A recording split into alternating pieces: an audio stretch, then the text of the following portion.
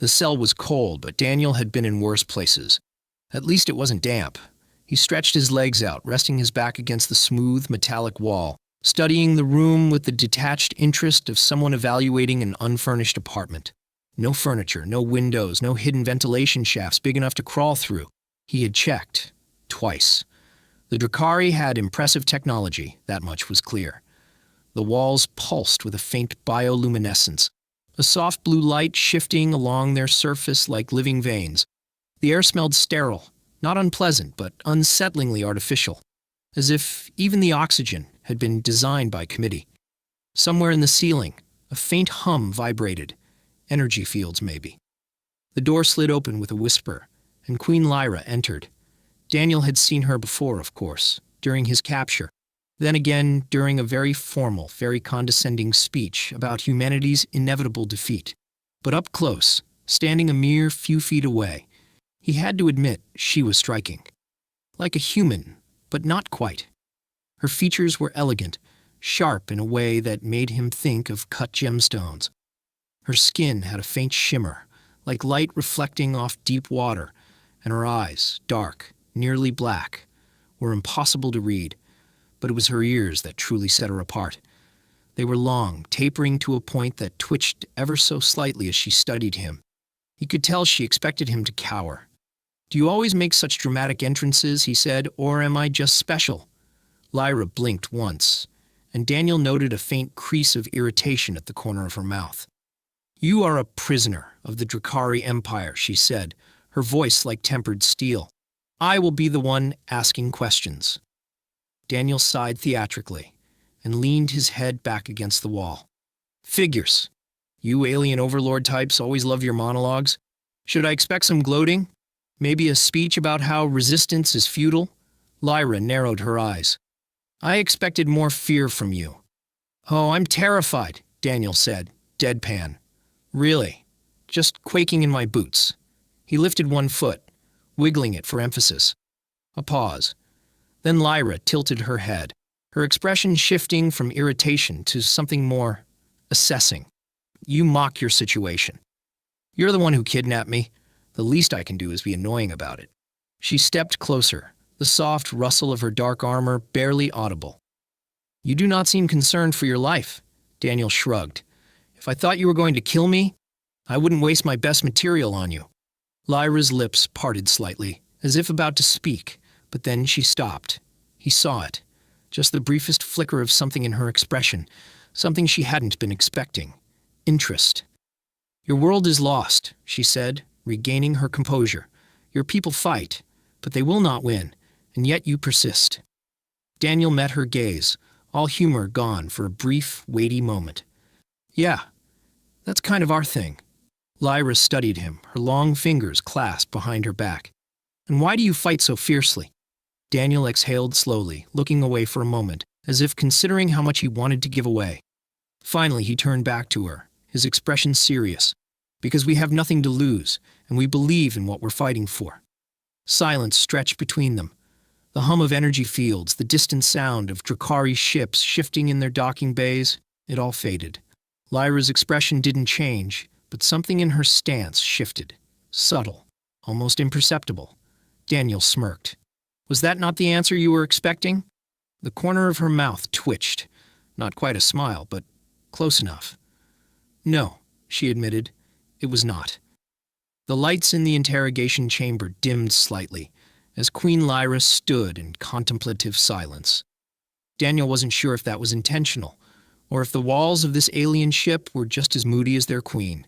He watched her, arms still crossed, leaning casually against the wall as if he were waiting for an elevator instead of standing in front of an intergalactic conqueror. She hadn't spoken for a full minute, and Daniel could tell she wasn't used to being caught off guard. He took that as a small personal victory. "I must admit," Lyra finally said, her voice measured, "I expected something else." Daniel raised an eyebrow. "What, begging? Bargaining? Some impressive last words before you vaporize me?" She took a slow step closer. "Humans have always been predictable, desperate. You do not behave like them." Daniel let out a low chuckle. "Maybe you've been talking to the wrong humans." Lyra tilted her head slightly, her long ears twitching. He found himself wondering if they helped her hear better, or if they were just an aesthetic bonus of her species. Either way, it was strangely distracting. "You amuse yourself," she observed, watching him the way a scientist might observe an unexpectedly chatty lab rat. Even now, in the face of inevitable defeat, Daniel let out a long breath. "Look, if you're trying to scare me, you're going to have to do better than that. I've worked customer service before." Something flickered in Lyra's expression. Not quite amusement. She was too composed for that, but perhaps the faintest whisper of curiosity. "Inevitable defeat," she repeated, ignoring his sarcasm. "I have heard humans deny it. I have heard them scream in defiance, but I've never heard one accept it with humor." Daniel shrugged. "Well, you haven't been around enough of us then. See, we're pretty famous for laughing at things that should probably make us cry. If the end of the world comes, at least one idiot's going to be standing there cracking a joke about it. Probably something about free parking in the apocalypse." Lyra studied him for a long moment. Then, to his utter surprise, she turned slightly and sat down on the bench across from him, her dark armor shifting as she moved. The Queen of the Drakari, ruler of a vast and ruthless empire, was now sitting across from him, like they were about to have a casual coffee chat. Daniel blinked. "Okay, didn't see that coming." "You fascinate me, human," she admitted, "and I am not easily fascinated. I'll add that to my resume." Lyra ignored his remark, folding her hands together. "Tell me something," she said, her voice softer now, less commanding. "If humanity knows it cannot win, why continue to fight?" Daniel sighed, rubbing the back of his neck. "You ever had a really stubborn pet?" Lyra's brow furrowed. Pet? Yeah, like a dog. Or, I don't know, whatever the Drakari equivalent of a house cat is." Lyra frowned, as if deeply offended by the idea that her people would keep anything as undignified as a house pet. "We do not keep lesser creatures for amusement," Daniel smirked. "See, right there. That's where we're different. We love keeping lesser creatures for amusement. And you know what? Those creatures are stubborn as hell. I had a dog once that would rather starve than admit he didn't like the expensive dog food I bought him. Humanity's kind of the same way. We'll fight even when we know we're outmatched. We'll fight even when it's a terrible idea. It's just in our nature." Lyra considered this, her dark eyes searching his face. "You compare your people to animals. Well, if it makes you feel better, we also compare ourselves to heroes in every war story ever written," Daniel said, stretching his arms out. "But yeah, the animal thing is probably more accurate." Lyra exhaled slowly. It wasn't quite a sigh, but it carried the same weight. "Your kind is reckless." Daniel grinned. "We prefer creative." Something in her expression shifted again, so slight that most people wouldn't have noticed. But Daniel was good at reading people, even alien ones. There was something behind those sharp, regal features. Something thoughtful. He decided to push his luck. "So, let me guess," he said. "You're not just here to interrogate me. You could have had one of your goons do that. You want to understand us, don't you?" Lyra's eyes locked onto his, and for the first time he saw it. Hesitation. Just a flicker. "I understand everything I need to know," she said smoothly. "Your people are a dying species, clinging to a broken world. The Drakari will bring order where your chaos reigns." Daniel snorted. "Yeah, okay. But that doesn't explain why you're still sitting here listening to me talk." A pause. Lyra glanced at the door as if considering leaving. But then, against what Daniel assumed was her better judgment, she stayed. Finally, she spoke. "You are an anomaly, Daniel."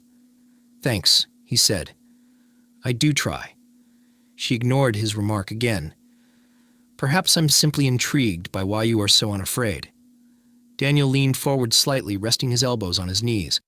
"Oh, I'm afraid," he said, "but fear's not really the issue. It's what you do with it that matters." Lyra's expression remained unreadable, but in the dim glow of the ship's lights, Daniel could have sworn he saw the corner of her lips twitch. Not quite a smile, but close. The Drakari flagship drifted through the void, its immense form cutting through space like a blade. Inside, in a small but oddly well-lit cell, Daniel sat cross-legged on the floor, staring at the ceiling as if expecting it to provide him with some form of entertainment. It did not. He sighed. So, I gotta ask, do you guys believe in decorating at all? Or is soulless metal prison chic just the standard interior design choice for evil empires? Queen Lyra, standing near the doorway, with the grace of someone who had never tripped over a loose shoelace in her life, gave him a pointed look. You are a prisoner, not a guest. Daniel grinned. Yeah, but you keep coming back to talk to me. Feels like you're having trouble deciding which one I am. She said nothing to that, which only made his grin widen. Lyra stepped forward, hands clasped behind her back, her long ears twitching slightly. Daniel had learned by now that this was a sign she was thinking, or annoyed, possibly both. You have been aboard this vessel for 4 days, she said, yet you do not show signs of psychological deterioration. Daniel smirked. That's because you haven't seen me when I'm really bored. Give me another 24 hours and I'll start talking to the walls. Lyra's expression remained unreadable. Many of your kind would have already succumbed to despair. Yeah, well, Daniel leaned back against the wall. We're a stubborn bunch. She tilted her head, studying him as if he were some particularly difficult puzzle she couldn't quite solve. Stubbornness does not explain it, nor does arrogance. You are either hiding something or you truly do not fear your situation. Daniel exhaled and rubbed the back of his neck. Look, I get it. You're used to prisoners groveling, crying, screaming. But let's be real. What's the point? If I freak out, does that change anything? Nah. If I whimper, do you let me go? Nope. So, I figure, why waste the energy? Plus, it really annoys your guards, and that's been the highlight of my week. A flicker of something crossed Lyra's face. Amusement? It was gone too quickly to tell. You truly see no way to win this war, do you? She asked, voice softer this time. Daniel met her gaze, his usual smirk faltering just slightly. If we only fought wars, we knew we could win. We wouldn't have made it this far. For the first time, Lyra seemed to consider that. A faint chime echoed through the room, and she pressed a device on her wrist. A holographic projection flickered to life in front of her, a transmission from one of her advisors. Your Majesty, General Varric requests an audience. He believes the prisoner should be... Lyra cut the message off with a flick of her fingers. The hologram vanished. Daniel arched an eyebrow. Let me guess. General Angry Face isn't happy I'm still breathing? General Varric believes in more direct methods. Ah, yes. The beat information out of the prisoner approach. Classic. Lyra folded her arms. You do not seem particularly concerned. Daniel shrugged. Well, you're still here, which means I'm still interesting enough to keep around. So, tell me, am I more fascinating than you expected, or do you just need someone to talk to? She gave him a look so unreadable, it could have been carved from stone. You are not fascinating, Daniel. You are... unusual. I'll take that as a compliment. You should not. And yet, I will. A long silence stretched between them, before Lyra finally shook her head, muttering something in her own language. Daniel had no idea what she said, but he was pretty sure it wasn't flattering. Rest, she finally said. You will need your strength. Daniel frowned. That's ominous. Should I be worried? She turned to leave, pausing just before the door. Not yet. The door slid shut behind her, leaving Daniel alone once more. He leaned his head back against the wall, exhaling. Not yet, he repeated to himself. Great, just great. The next time the door slid open, it wasn't Queen Lyra standing in the entryway. Instead, Daniel found himself staring at a Drakari guard, a hulking figure clad in dark, reinforced armor, a helmet obscuring his features. The alien was built like a tank, and judging by the fact that his fists were about the size of Daniel's head, he looked like he could punch through walls for fun. Ah, Daniel said, pushing himself to his feet. I take it you're not here for a friendly chat? The guard didn't respond. Instead, he gestured for Daniel to follow. Not much of a talker, huh? Daniel mused, stretching his arms. That's okay. I can carry a conversation just fine on my own. Again, no response. Daniel sighed, falling into step beside the guard as they exited his cell. The hallways of the ship were sleek, metallic, and humming with quiet energy. Strange symbols pulsed along the walls. Alien script that probably said things like no loitering, or mind the airlocks. So, Daniel continued, you gonna tell me where we're going? Or do I just have to assume this is a field trip to the nearest airlock? The guard grunted. Daniel blinked. Oh, wow, a response. See, we're bonding already. The guard turned his head slightly, just enough for Daniel to know he was glaring at him beneath the helmet. A few more twists and turns, and Daniel was led into a large chamber, one he hadn't seen before. It was lined with glowing panels, the ceiling high and domed. Along one wall stood several more Drakari, all of them armed, all of them watching him, with a mixture of disdain and something else, anticipation. And at the center of it all stood Queen Lyra. She was clad in something different this time, less regal, more tactical. A dark bodysuit, lined with shimmering silver veins, armored plating covering her shoulders and arms. A weapon was holstered at her hip, though she didn't seem in a rush to use it. Daniel came to a stop, folding his arms. I gotta say, when I woke up this morning, I wasn't expecting a dramatic audience. Lyra regarded him with that same unreadable expression she always wore. You are here to prove something. Daniel raised an eyebrow. Oh, and what's that? That humans are excellent at awkward small talk? She ignored his sarcasm. You claim that humanity fights because it has nothing to lose, that it is in your nature to resist, even against impossible odds. Daniel tilted his head. Yeah, that sounds like me. What's your point? Lyra took a step forward. If that is true, then I wish to see it for myself. The moment she spoke, the lights in the room shifted, glowing a deep, pulsing red. A low hum resonated through the chamber, and suddenly the space behind Daniel changed. The smooth, metallic floor rippled, shifting, reshaping itself, until he found himself standing inside what could only be described as a combat arena. Daniel sighed. Let me guess. Gladiator-style battle? Trial by combat? Some kind of prove your worth nonsense? Lyra's lips twitched. Not quite a smile, but close. Something like that. The guard beside Daniel stepped forward, cracking his knuckles. Daniel frowned.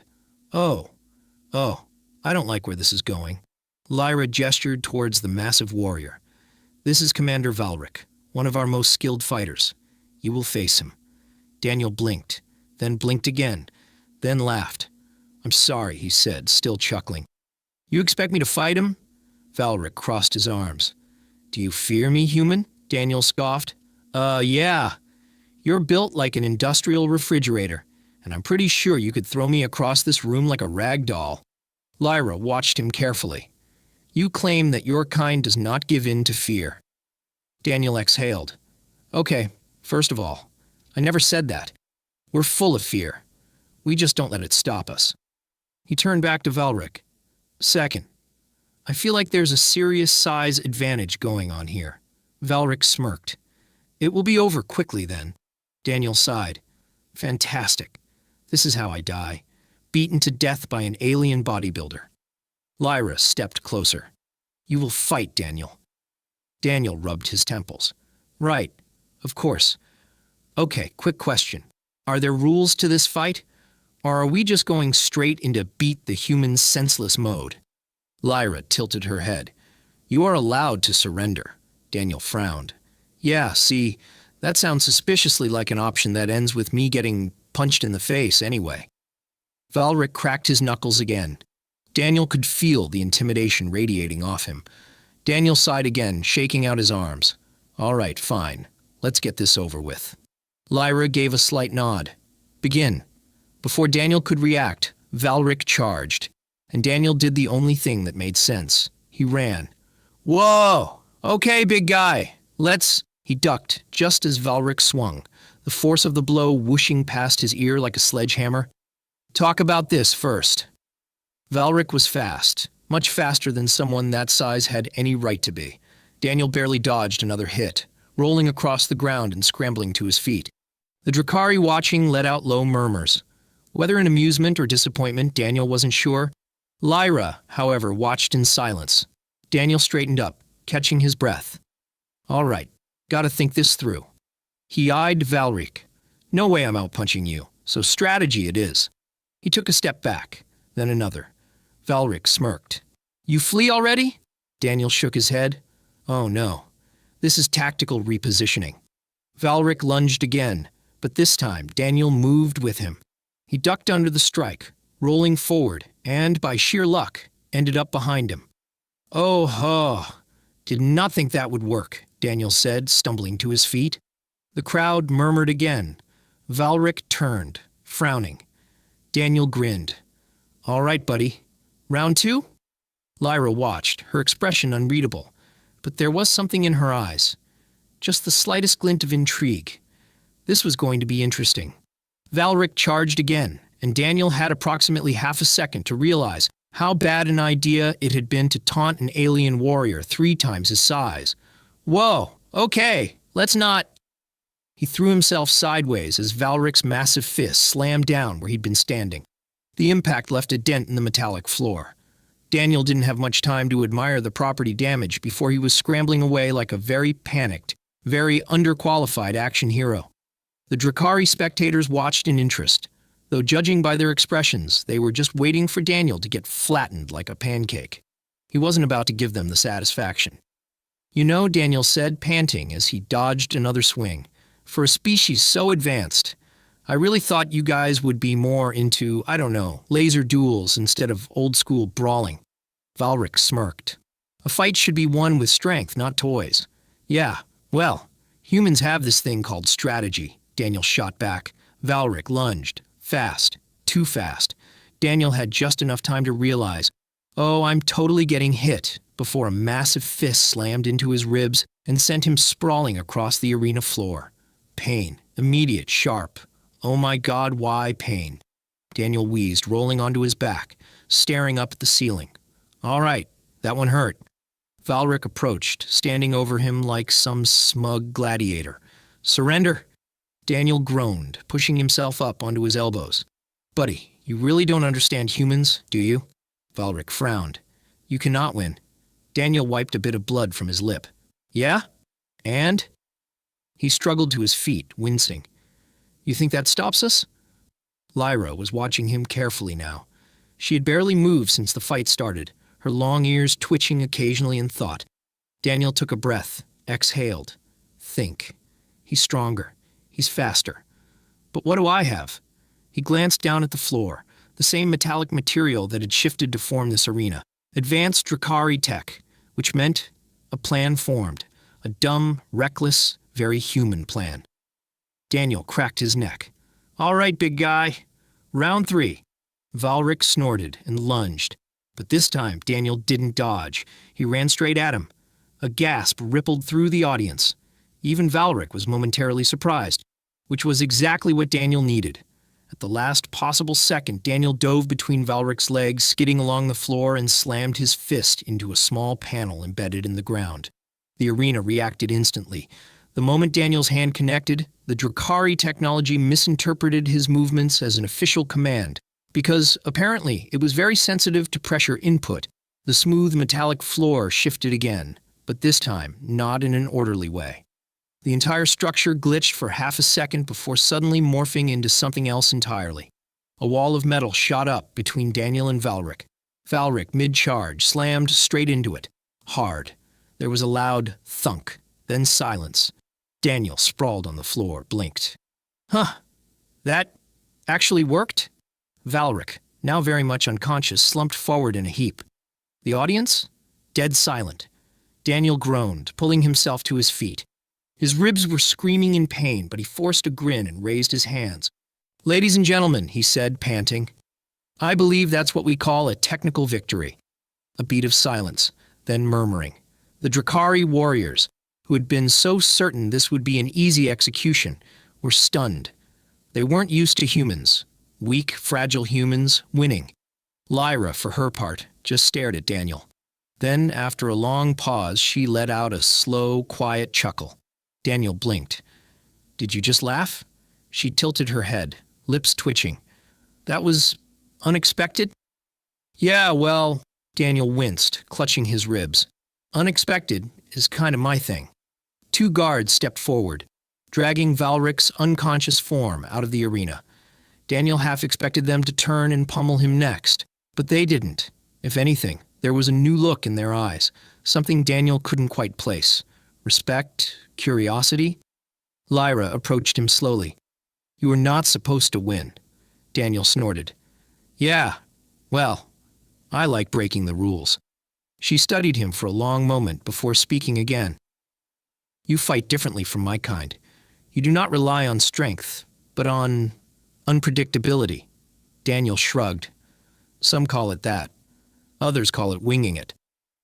Lyra's gaze flickered like she was seeing him in a new light. Perhaps I underestimated you. Daniel grinned. See? Now that's the nicest thing you've said to me all week.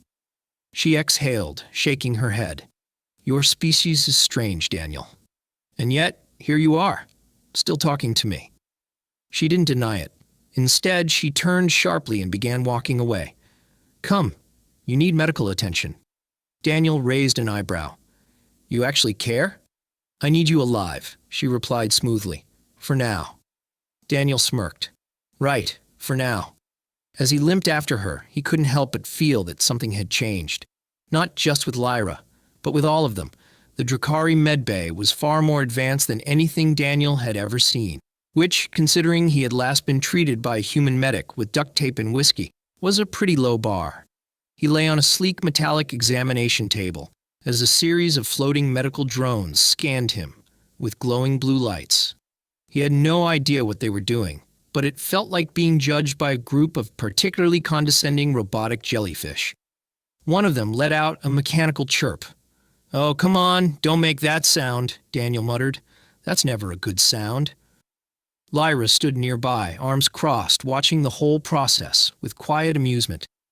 You are remarkably intact for someone who was just thrown across an arena, she observed. Daniel groaned.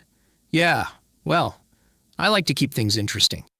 He winced as one of the drones sprayed something cold over his bruised ribs. So what now? Are you going to throw me into another fight?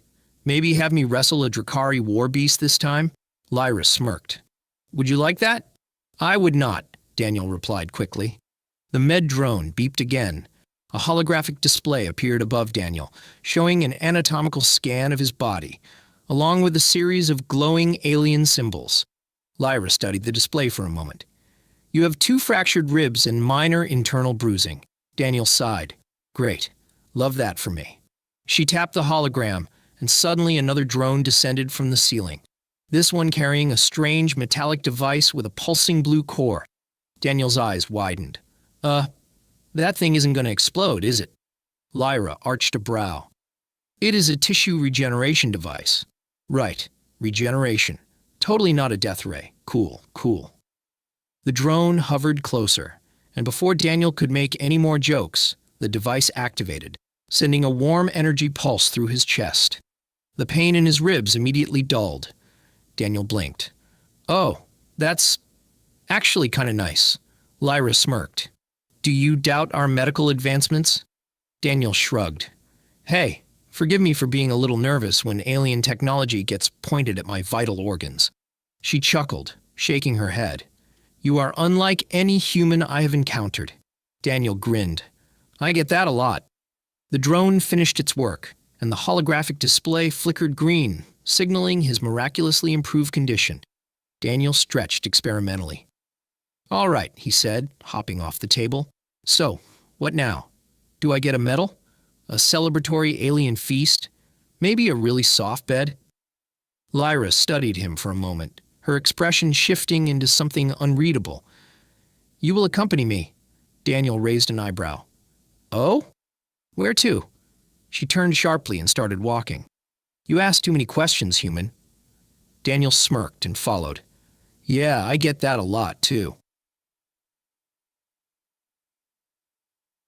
The hallways of the Drakari warship were eerily quiet as Daniel trailed behind Lyra.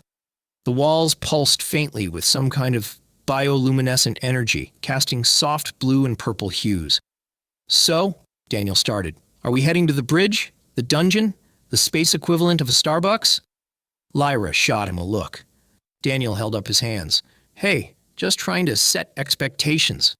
They turned a corner, and suddenly the corridor opened into a vast chamber, a massive observatory with a transparent panoramic ceiling that showed the endless expanse of space above them. Daniel stopped in his tracks, eyes widening. Whoa! Outside, he could see the vastness of the cosmos, distant stars burning against the darkness, nebulae swirling in clouds of iridescent light. And just beyond the ship's gravitational field was a planet, a dark, jagged sphere that looked partially artificial, its surface crisscrossed with massive metal constructs and glowing structures. "What is that?" Daniel asked, stepping closer to the transparent barrier. Lyra came to stand beside him.